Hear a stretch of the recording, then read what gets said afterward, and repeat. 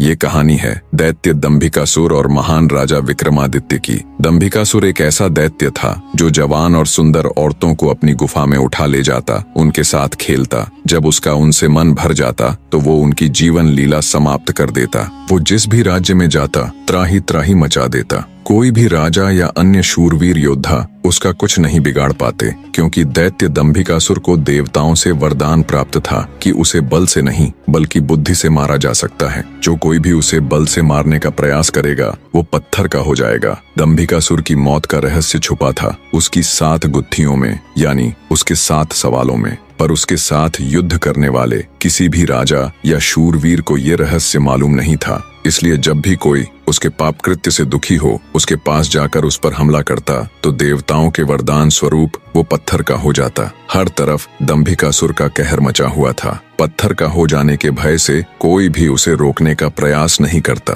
पर कहते हैं ना, जब पाप का घड़ा भर जाता है तो उसके भी फूटने का समय आ ही जाता है। हर जगह अपनी मनमानी कर एक दिन दैत्य दंभिकासुर ने उज्जैन नगरी की तरफ रुख किया। उज्जैन नगरी के ऊपर उस समय महान राजा विक्रमादित्य का शासन था। महाराज विक्रमादित्य न केवल बलशाली थे बल्कि वे बहुत बुद्धिमान भी थे। उन्हें हर प्रकार के कौशल में महारत हासिल थी।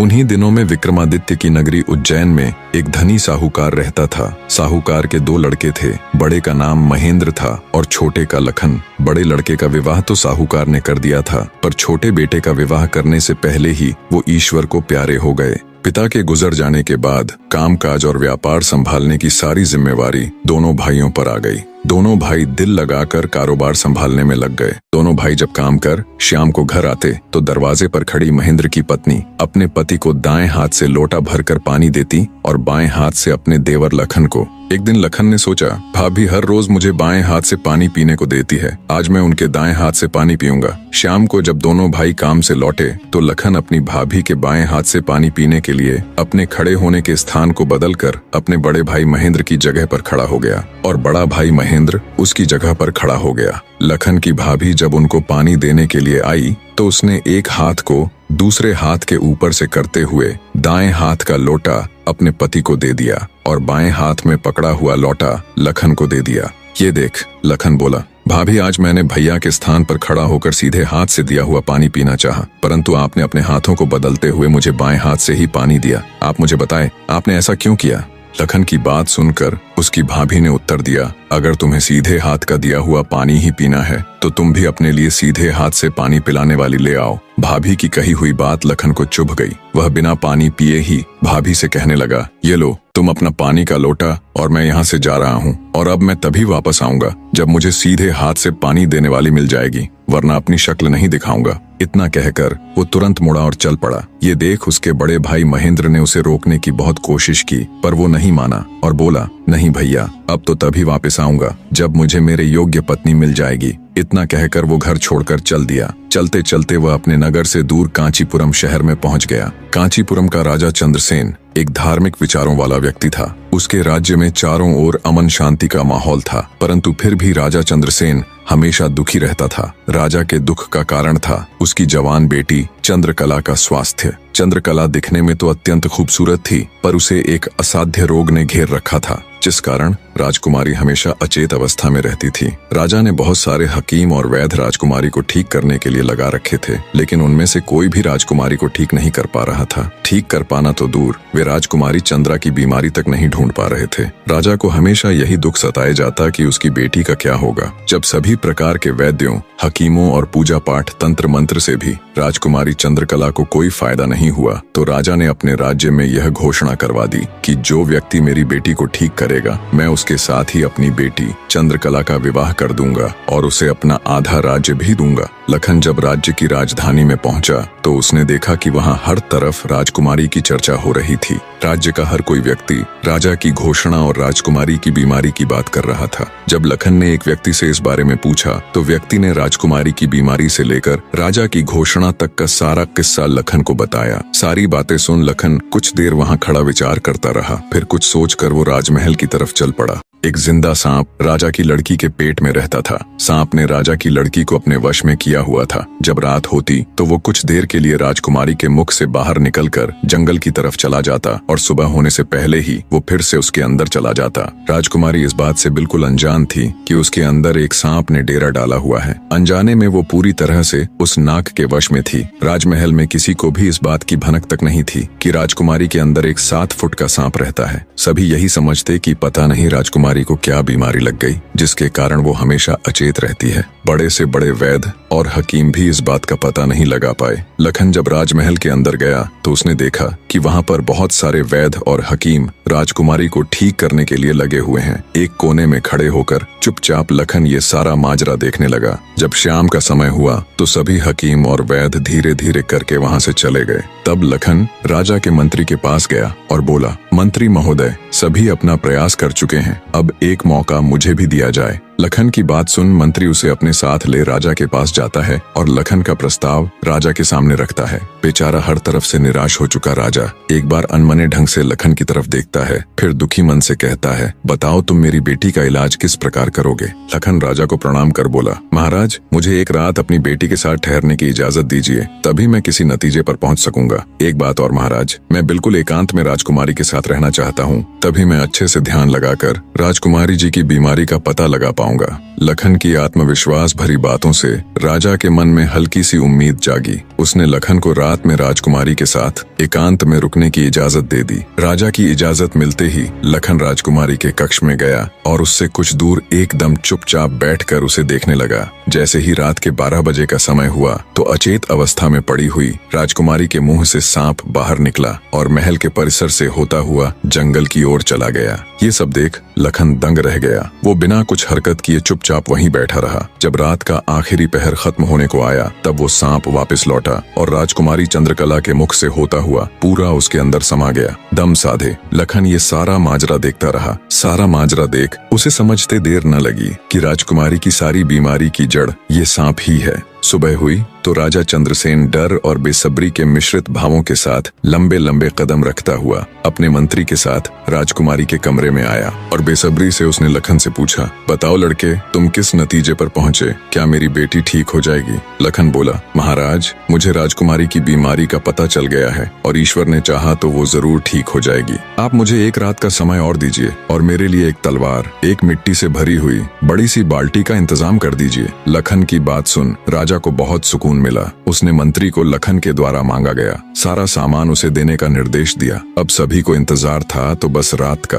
राजकुमारी को सांप के चंगुल से मुक्त कराने के लिए लखन रात्रि के आने का बेसब्री से इंतजार कर रहा था। पूरी तैयारी के साथ हाथ में धार धार तलवार लिए लखन राजकुमारी की ओर निगाहें गढ़ाकर उससे कुछ दूरी पर बैठ गया। जैसे ही राजमहल के घड़े ने रात्रि के 12 बजे का घंटा बजाया, वैसे ही फुंफकारता हुआ सांप राजकुमारी के मुख से निकला तो उसके इंतजार में बैठे लखन ने अपनी धार धार तलवार से उस पर तेजी से ऐसा वार किया कि तुरंत सांप 2 टुकड़ों में जमीन पर बिखर गया। लखन ने सांप के दोनों टुकड़ों को उठाकर रेत से भरी बाल्टी के अंदर दबा दिया और सुबह होने से पहले ही बाल्टी समेत मृत सर्प को जंगल में ले जाकर उसे आग के हवाले कर दिया और वापस राजमहल लौट आया। तब तक सुबह होने का समय भी करीब हो चला था। राजमहल जब लखन ने राजकुमारी चंद्रकला को जगाया तो हमेशा अचेत अवस्था में रहने वाली राजकन्या तुरंत उठकर बैठ गई, क्योंकि अब उसके अंदर से वो सर्प निकल चुका था तो उसका प्रभाव भी खत्म हो चुका था। राजकुमारी उठते ही हैरान थी।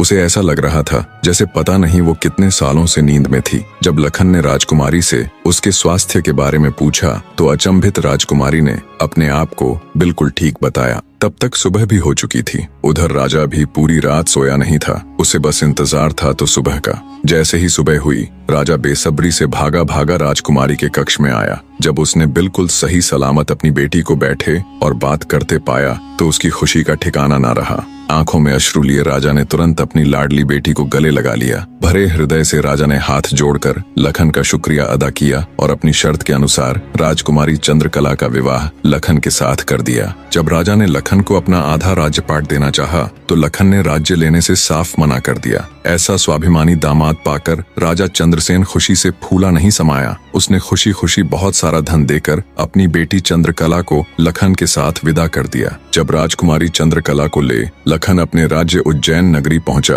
तो उसकी भाभी समेत पूरे परिवार ने उन दोनों का हार्दिक स्वागत किया। लखन खुशी खुशी अपनी नवविवाहिता पत्नी राजकुमारी चंद्रकला के साथ रहने लगा। कुछ ही दिन बाद उज्जैन नगर में एक भव्य समारोह था जिसमें राजकुमारी चंद्रकला भी अपनी भाभी के साथ समारोह देखने गई हुई थी। तभी मेले में दूसरी तरफ से दैत्य दंभिकासुर ने प्रस्थान किया। इतने बड़े दानव को देख समारोह में हड़कंप मच गया। हर कोई अपनी जान बचाने के लिए इधर उधर भाग रहा था। दैत्य को देख राजकुमारी चंद्रकला भी अपनी भाभी के साथ जब समारोह से भागकर जाने लगी, तभी दंभिकासुर की नजर राजकुमारी चंद्रकला पर पड़ गई। राजकुमारी के रूप यौवन को देखते ही दानवराज दंभिकासुर उस पर मोहित हो गया। दैत्य अपने पूरे जीवन काल में बहुत सी स्त्रियों के साथ खेला था, पर आज तक उसने इतनी सुंदर स्त्री कभी नहीं देखी थी। पलक झपकते ही उसने चंद्रकला को उठा लिया और उसे राज्य के बाहर अपनी गुफा में ले गया। राजकुमारी चंद्रकला का रो रो कर बुरा हाल था। उस बेचारी की तो किस्मत ही खोटी थी। कितने सालों तक वो उस नाग के चंगुल में फंसी रही। कुछ ही दिन पहले नाग से आजाद हुई थी। सोचा अब जिंदगी अच्छे से गुजरेगी, पर अब दैत्य दंभिकासुर ने उसे अपनी गुफा में ला पटका। न तो उसके आंसू रुकने का नाम ले रहे थे और न वो किस्मत को कोसने से। उसकी मनमोहक सुंदरता से अभिभूत दैत्य ने उसके साथ किसी प्रकार का बल प्रयोग नहीं किया। वह उस अद्भुत नारी को जबरदस्ती नहीं बल्कि उसकी सहमति से प्राप्त करना चाहता था। दंभिकासुर ने राजकुमारी से कहा, या तो तू अपनी मर्जी से मेरे साथ रहने के लिए सहमत हो जा, अन्यथा आजीवन तू ऐसे ही मेरी कैद में सड़ती रहेगी। दैत्य की बात सुन राजकुमारी चंद्रकला गुस्से से रोती हुई बोली, मैं तुम्हारे साथ रहने से पहले मरना पसंद करूंगी, और अगर तुम ये सोचते हो कि तुम मुझे यहाँ उठा लाए तो मैं तुम्हारी हो गई, तो ये तुम्हारी सबसे बड़ी भूल है। मेरा पति मुझे ढूंढते हुए यहाँ जरूर आएगा और वो तुझे छोड़ेगा नहीं। राजकुमारी की बात सुन दंभिकासुर घिनौनी हंसी हंसते हुए बोला, लगता है तुम पागल हो गई हो। मैंने तुम्हें यहाँ 7 तालों के भीतर बंद किया है। यहाँ तक किसी का भी पहुँचना असंभव है, और अगर गलती से कोई यहाँ तुझे ढूंढता हुआ आ भी गया तो मैं उसे एक कीड़े की तरह मसल दूंगा। ये तो तेरी सूरत मुझे भा गई, वरना अब तक तू भी कब की ऊपर जा चुकी होती। तेरी भलाई इसी में है कि तू स्वेच्छा से मेरी बात मान जा, वरना अंजाम बहुत बुरा होगा। इतनी बात कह दंभिकासुर वहां से चला गया। उधर जब मेले से दंभिकासुर राजकुमारी को उठाकर ले गया था तो लखन की भाभी बेचारी बेबस और लाचार सी बस उसे देखती रह गई। बहते अश्रुओं के साथ वो घर जाती है और सारा किस्सा लखन को कह सुनाती है। भाभी की बात सुन लखन के पैरों नीचे से जमीन सरक जाती है। वो तुरंत भारी कदमों से अपनी पत्नी चंद्रकला को खोजने निकल पड़ता है। कई दिनों तक जंगलों और शहरों की खाक छानता भूखा प्यासा लखन अपनी पत्नी को ढूंढता ढूंढता भटक रहा था। तभी उसे एक कुटिया दिखाई देती है। थका हारा लखन जब कुटिया के अंदर जाता है तो उसे अंदर एक साधु बाबा दिखाई देते हैं। लखन उनको प्रणाम कर वहीं बैठ जाता है। लखन की हालत देख महात्मा जी ने पहले उसे अच्छे से जलपान कराया और फिर बोले, बेटा तुम कौन हो और यहाँ जंगलों में क्यों भटक रहे हो। तब लखन महात्मा जी को अपनी सारी व्यथा कह सुनाता है। लखन की सारी दास्तान सुन महात्मा जी बोले, बेटा तुम जिस राक्षस की बात कर रहे हो उसका नाम दैत्य दंभिकासुर है। वो जहाँ भी जाता है तबाही मचा देता है।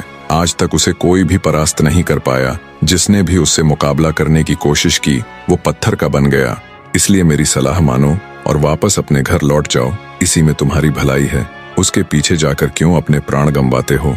साधु की बात सुन क्षण भर के लिए लखन सन्न रह जाता है। थोड़ी देर बाद धड़कते दिल के साथ उठकर वो महात्मा जी के चरण पकड़ लेता है।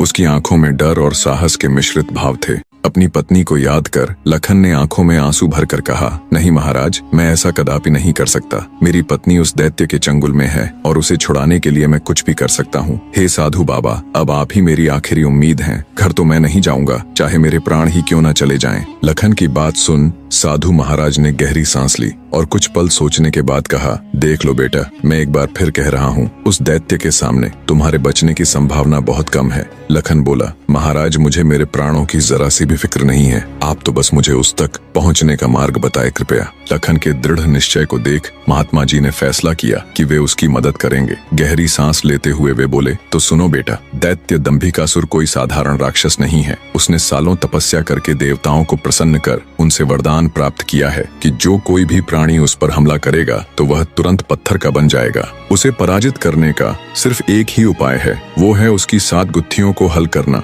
यानी उसके 7 प्रश्नों के सही जवाब देना। अगर तुम्हारे एक भी जवाब से वो संतुष्ट नहीं हुआ, अर्थात तुमने गलत जवाब दिया, तो भी तुम तुरंत पत्थर के बन जाओगे। उसके हर एक सवाल के हर सही जवाब के साथ उसकी शक्ति कम होती चली जाएगी और उसके सभी 7 प्रश्नों का ठीक ठीक जवाब देने पर अंततः वो शक्तिहीन हो जाएगा। फिर तुम उसके ऊपर आक्रमण कर उसे पराजित कर सकते हो। पर बेटा, वो बिना शक्तियों के भी बहुत बलशाली है, तुम फिर भी उसका मुकाबला नहीं कर पाओगे। महात्मा जी की बात सुन और दैत्य दंभिकासुर को पराजित करने का पूरा उपाय जान। डर की लहर के साथ लखन का पूरा शरीर झनझना जाता है, पर फिर वो अपनी पत्नी को याद कर दैत्य दंभिकासुर के पास जाने का निर्णय लेता है। लखन ने महात्मा जी के चरण छूकर कहा, महाराज, मैं तैयार हूँ, कृपया मुझे उस दैत्य के पास जाने का मार्ग बताएं। महात्मा जी ने लखन को आशीर्वाद देते हुए दैत्य दंभिकासुर की गुफा का रास्ता बता दिया। दृढ़ निश्चय कर एक अदम्य जोश के साथ लखन दंभिकासुर की गुफा की ओर चल पड़ता है। कुछ देर तक कठिन यात्रा करने के बाद लखन उस भयानक गुफा के द्वार पर पहुंच जाता है। वह अपनी तलवार निकालकर गर्जना करता है, दंभिकासुर बाहर आ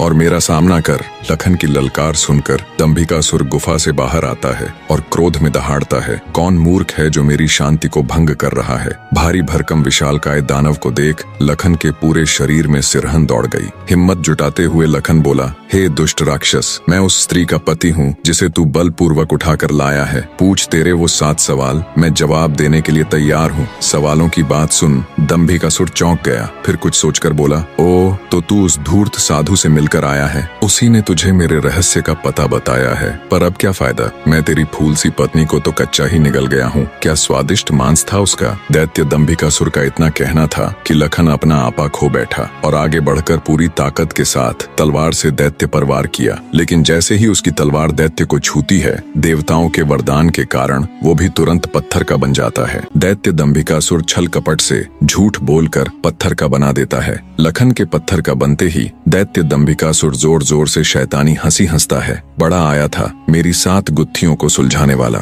उसकी शैतानी हंसी से सारी वादियां दहल उठती हैं। घिनौनी हंसी हंसता हुआ दंभिकासुर अपनी गुफा में जाता है और राजकुमारी चंद्रकला से कहता है, एक कीड़ा आया था बाहर, कह रहा था तुम्हारा पति है। तुम तो बड़े बड़े दावे कर रही थी कि मेरे पति को जब मालूम चलेगा तो वो मुझे छोड़ेगा नहीं। अरे उसे मसलने के लिए तो मुझे अपने हाथों की भी जरूरत नहीं पड़ी, एक छोटे से झूठ से ही विचलित हो मिट्टी में मिल गया। इतना कह दानव जोर जोर से हंसता है। दंभिकासुर की बात सुन राजकुमारी चंद्रकला एकदम सन्न रह जाती है, मानो उसके शरीर में प्राण ही न हो। कुछ देर बाद जब थोड़ा होश संभाला तो रोती गिड़गिड़ाती हुई राजकुमारी बोली, दुष्ट दानव, क्या किया तूने मेरे पति के साथ। ऐसा नहीं हो सकता, मेरा पति नहीं मर सकता, कह दे कि तूने मुझसे झूठ कहा है। राजकुमारी चंद्रकला की बात सुन दंभिकासुर बोला, मूर्ख स्त्री, तूने मुझे समझ क्या रखा है कि तेरा वो कीड़ा पति मुझे मारेगा। अरे पागल औरत, मैं अमर हूँ, मेरा कोई कुछ नहीं बिगाड़ सकता, मुझे देवताओं से वरदान मिला है। इतना कह दंभिकासुर राजकुमारी के बिल्कुल पास जाकर बोला, अब तो तेरा पति भी नहीं रहा, अब तो मेरी बात मान ले। दानव की बात का कोई प्रतिवचन दिए बिना बेचारी राजकुमारी बेजान सी धरती पर गिर पड़ती है। उसकी आंखों से लगातार अश्रु बह रहे थे। उधर जब अपनी पत्नी को खोजने गया लखन कई दिनों तक घर नहीं लौटा तो उसके परिवार वाले अत्यंत चिंतित थे। लखन की माँ और उसकी भाभी का तो रो रो कर बुरा हाल था। लखन का बड़ा भाई महेंद्र भी गहरी चिंता में था। अंततः कुछ भी न सूझने पर महेंद्र अपने अनुज भाई लखन को खुद ढूंढने का निश्चय कर अपनी माता व पत्नी से आज्ञा ले घर से चल पड़ता है। बड़ा भाई महेंद्र लखन की खोज में जंगल में भटकते हुए उसी साधु की कुटिया पर जा पहुंचा। उसने महात्मा जी को प्रणाम किया और थोड़ी देर सुस्ताने के लिए वहीं साधु की कुटिया के बाहर बैठ गया। महेंद्र को देख महात्मा जी ने उससे पूछा, हे वत्स, तुम इस निर्जन जंगल में क्यों भटक रहे हो। तो महेंद्र ने शुरू से अंत तक सारा वृत्तांत महात्मा जी को सुनाया। सारा वृत्तांत सुन महात्मा जी के चेहरे पर चिंता की लकीरें उभर आईं। उन्हें इस प्रकार विचार मग्न देख महेंद्र ने पूछा, हे महाराज, मेरी बात सुनकर आप किन विचारों में खो गए और आपके चेहरे पर ये चिंता की लकीरें मैं साफ देख सकता हूँ। इसका क्या कारण है गुरुजी। महात्मा जी ने गंभीर स्वर में कहा, हे वत्स, मैं तेरे भाई लखन को जानता हूँ। वह भी मेरे पास आया था और उसने मुझे सारा वृत्तांत सुनाया था कि कैसे वह राक्षस उसकी पत्नी को उठा ले गया। महात्मा जी की बात सुनकर महेंद्र महेंद्र एकदम स्तब्ध रह गया। उसकी आंखों में आश्चर्य और चिंता के भाव उभर आए। महेंद्र बोला, तो कहाँ है मेरा अनुज महाराज? वो ठीक तो है, वो घर क्यों नहीं लौट रहा? हे महाराज, कृपया जल्दी से मुझे बताएं, मुझसे सब्र नहीं हो रहा। जब महेंद्र अपने छोटे भाई लखन के बारे में साधु महाराज से पूछता है तो साधु जी लखन के उनके पास आने से लेकर दैत्य दंभिकासुर के पास जाने तक का सारा वृतांत कह सुनाते हैं। सारी बात सुन महेंद्र महात्मा जी के चरण पकड़ लेता है और कहता है,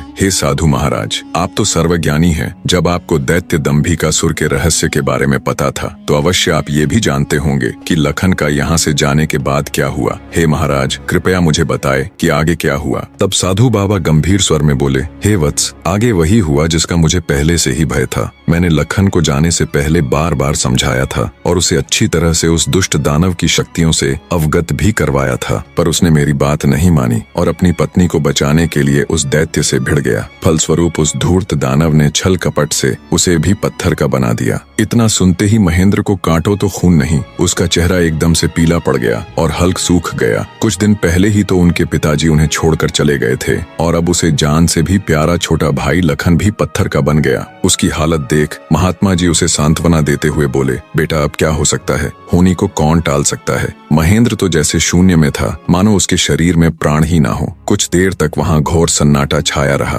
कुछ होश ठिकाने आने पर आंखों में अश्रु लिए महेंद्र बोला, हे महाराज, अब आप ही मेरी मदद कीजिए और मुझे रास्ता दिखाए जिससे मेरा अनुज फिर से अपने मानव रूप में लौट आए। महेंद्र की बात सुन महात्मा जी बोले, बेटा ऐसा तो कोई रास्ता नहीं है। जैसा कि मैंने बताया, उस दुष्ट दानव की 7 गुत्थियों का जवाब देना ही इस समस्या का एकमात्र हल है। कोई व्यक्ति जब उसके सभी सवालों के जवाब देकर उसे पराजित कर मौत के घाट उतार देगा, तब तुम्हारा भाई लखन ही नहीं बल्कि उस मक्कारी दैत्य द्वारा श्रापित किए गए सभी जीव अपने वास्तविक रूप में लौट आएंगे। महेंद्र बोला, महाराज आप तो सर्वशक्तिमान हैं, फिर आप ऐसा क्यों नहीं करते? महेंद्र की बात सुन महात्मा जी बोले, बेटा बेशक मैं उस पापी दानव के सभी सवालों का जवाब दे सकता हूँ, पर मेरी भी कुछ सीमाएं हैं जिन्हें मैं चाह कर भी नहीं लांघ सकता। इतना कह साधु महाराज चुप हो जाते हैं। तब महेंद्र बोला, ठीक है महाराज, तो फिर मैं खुद जाऊंगा अपने अनुज को बचाने और उस दुष्ट दैत्य के सवालों का जवाब देने। महेंद्र की बात सुन महात्मा बोले, बेटा तुम भी उसका कुछ नहीं कर पाओगे। फलत अपने भाई की तरह उसके जाल में फंसकर पत्थर के बन जाओगे। फिर भी अगर तुम जाने का निश्चय कर ही चुके हो तो एक बात का ध्यान रखना, वो दुष्ट तुम्हें भटकाने की कोशिश करेगा। उसकी बातों पर कोई भी प्रतिक्रिया दिए बिना सीधे उससे बस उसके सवाल पूछना। साधु महाराज के निर्देश सुन महेंद्र जी महाराज कह साधु से विदाई लेकर दैत्य दंभिकासुर की गुफा की ओर चल देता है। कठिन यात्रा करने के पश्चात महेंद्र उस भयानक गुफा के द्वार पर पहुंच जाता है और दैत्य दंभिकासुर को पुकारता है, हे दुष्ट दानव, बाहर आ, मैं आज तेरे सभी सवालों के जवाब दे तेरा काम तमाम कर दूंगा। महेंद्र की बातें जब दंभिकासुर सुनता है, गुस्से से लाल पीला हो दंभिकासुर गुफा से बाहर आकर दहाड़ने लगा। अब कौन मूर्ख मेरे हाथों से मरने आया है। उसकी दहाड़ इतनी शक्तिशाली थी कि पूरा जंगल थर्रा उठा। महेंद्र ने भी जब दैत्य के विकराल रूप को देखा तो क्षण भर के लिए तो वो भी ठिठका, पर फिर गुस्से से गर्जना करते हुए बोला, तो तू है वो दुष्ट राक्षस जिसने मेरे भ्राता की धर्मपत्नी का हरण किया और मेरे अनुज को पत्थर का बना दिया। दुष्ट दानव, आज तेरा अंत निश्चित है। पूछ फरेबी राक्षस, कौन से हैं तेरे वो 7 सवाल, मैं भी तो जानूं।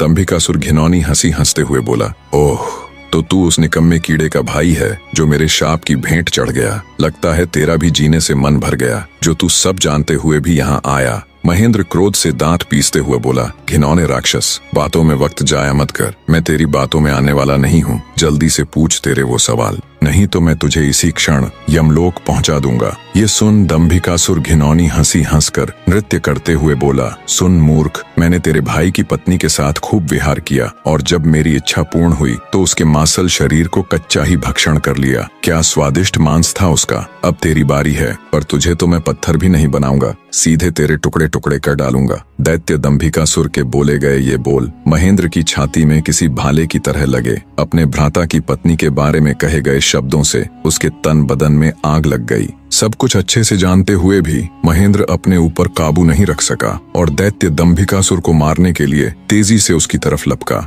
जैसे ही उसने दैत्य के ऊपर अपनी पूरी ताकत लगा तलवार से वार किया, वैसे ही अपने भाई की तरह पल भर में वो भी पत्थर का बन गया। उसके पत्थर का बनते ही दंभिकासुर हंसते हुए बोला, तुम दोनों भाइयों की किस्मत में यही था कि तुम दोनों युगों युगों तक मेरी गुफा के प्रहरी बनकर रह जाओगे। इतना बुदबुदाकर दंभिकासुर अपनी गुफा में जाता है और राजकुमारी चंद्रकला को भी ये सब बता देता है और कहता है, तेरे दोनों रक्षक तो मेरे सामने ढेर हो गए, अब तू किसकी आस लगाए बैठी है, मूर्ख स्त्री। राजकुमारी चंद्रकला के रो रोकर आंसू सूख चुके थे, अब बचा था तो केवल क्रोध और ज्वाला। जलती हुई आंखों के साथ गुस्से में दहाड़ती हुई राजकुमारी बोली, दुष्ट राक्षस, तू क्यों इतना खुश हो रहा है? मुझे तेरा अंत साफ नजर आ रहा है, देख मेरी आंखों में। राजकुमारी चंद्रकला के तेवर देख और उसकी बात सुन दंभिकासुर विचलित सा हो जाता है और बिना कुछ कहे ही वहां से चला जाता है। उधर लखन महेंद्र के घर में तो लखन के न आने से पहले ही मातम पसरा हुआ था। ऊपर से अब महेंद्र भी वापस नहीं लौटा तो उसकी पत्नी और माँ का बुरा हाल था। अंततः महेंद्र की पत्नी अपनी सासू माँ से कहती है, माँ जी, आखिर कब तक हम ऐसे ही रोते बिलखते उनका इंतजार करते रहेंगे? बहू की बात सुन, बुढ़िया माँ बोल पड़ी, तो और बेटी हम कर भी क्या सकते हैं इसके सिवाय? महेंद्र की पत्नी बोली, हम अपने राजा के पास जाकर उनको ये सब बताएंगे, वो अवश्य हमारी मदद करेंगे। बहू की बात बूढ़ी माँ को उचित लगी। दोनों तुरंत राजा विक्रमादित्य के पास चल पड़ती हैं। कहानी का अगला अध्याय भी बहुत जल्दी आने वाला है, बने रहे।